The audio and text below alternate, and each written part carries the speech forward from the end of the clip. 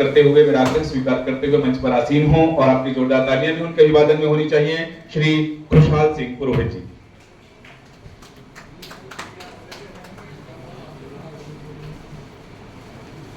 सर्वविदित है कि आज हम विश्व पर्यावरण दिवस इस कार्यक्रम में यहां उपस्थित हैं।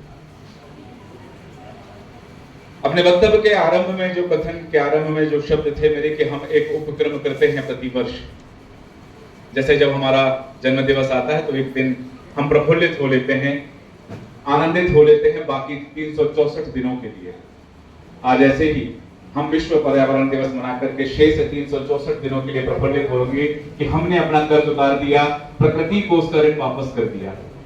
किंतु यदि ये भावना, ये बात खुद के जिंदा रहने की जिम्मेदारी यदि साल के पूरे 365 दिन रहे तो शायद एक दिन हमें ऐसा कोई दिवस न मनाना पड़े जब प्रकृति के संरक्षण का दिवस हमें मनाना पड़े, यदि हम वर्ष भर अपनी जिम्मेदारी का निर्वहन करें तो।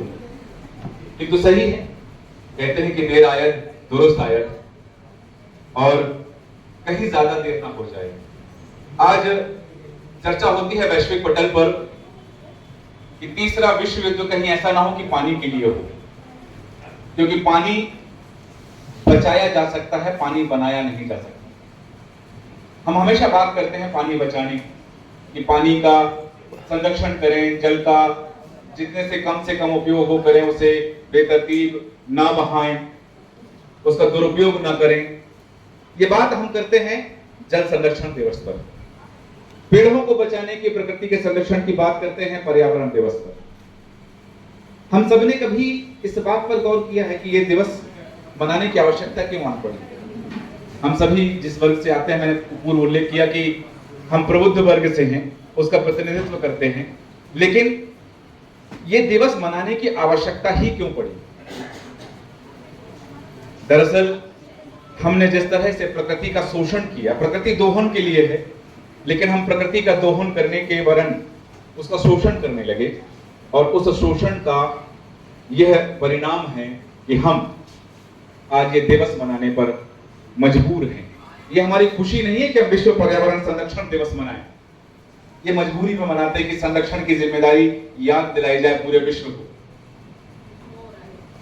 सभी जानते हैं, हम सनातन धर्म में मृत्यु के बाद एक क्रिया आती है जिसे अंतिम संस्कार कहते हैं, और सनातन धर्म में जब शव को जलाया जाता है तो जितनी लकड़ी लगती है वो लगभग एक वृक्ष के बराबर लकड़ी लगती है।